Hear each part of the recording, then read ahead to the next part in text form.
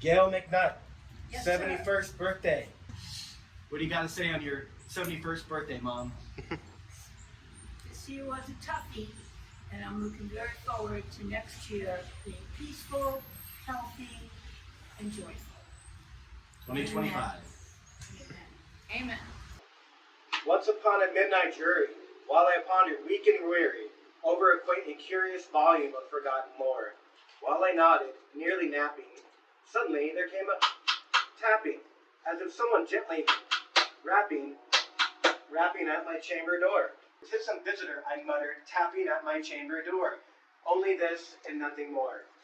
Ah, distinctly I remember, it was in the bleak December, and each separate dying ember wrought its ghost upon the floor, for the rare and radiant maiden whom the angels named Lenore, nameless here forevermore.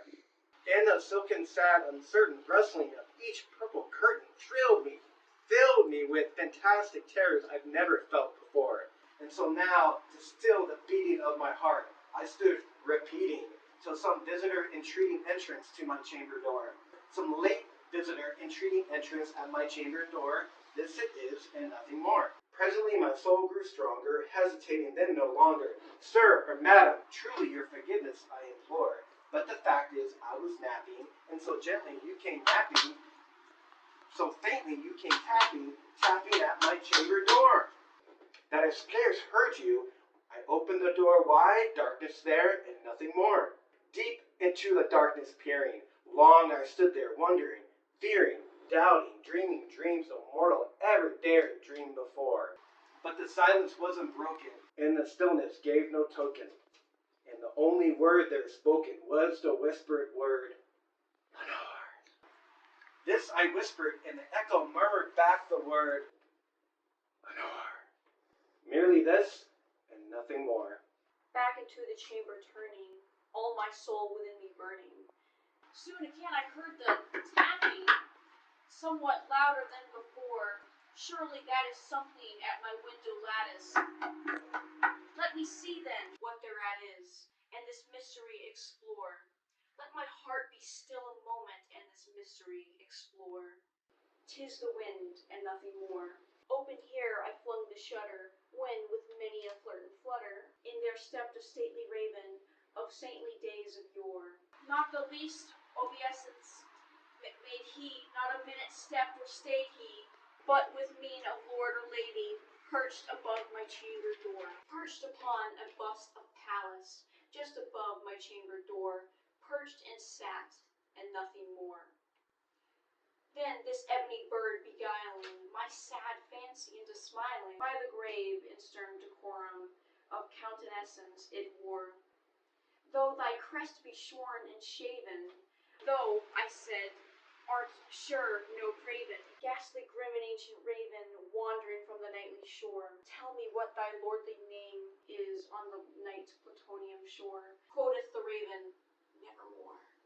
But the raven, sitting lonely on the placid bust, spoke only that one word, as if it's his soul in that one word he did outpour. Nothing further than he uttered, not a feather than he fluttered, till I scarcely more than muttered, other friends have flown before. On the morrow he will leave me, as my hopes have flown before. Then the bird said, Nevermore. Startled at the stillness broken by a reply so aptly spoken.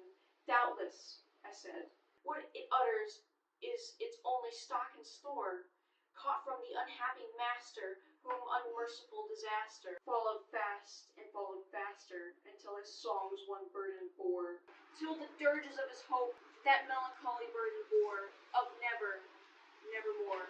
But the raven still beguiling my sad fancy into smiling, straight I wheeled a cushioned seat in front of bird and bust and door. Then upon the velvet sinking, I betook myself to linking, fancy unto fancy, thinking, what this ominous bird of yore, what this grim, ungainly, ghastly, gaunt, ominous bird of yore meant in croaking nevermore.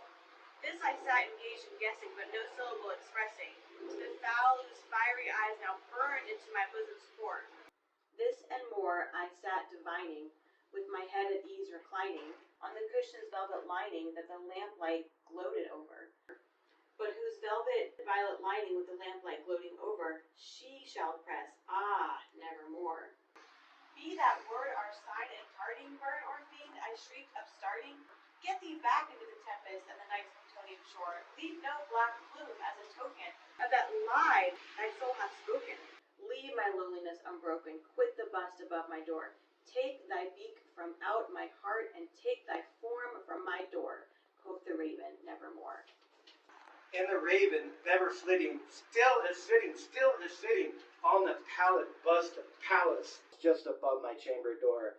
And his eyes have all the seeming of a demon that is dreaming, and the lamplight over him streaming throws his shadow on the floor, and my soul from that shadow lies floating on the floor, shall be lifted nevermore.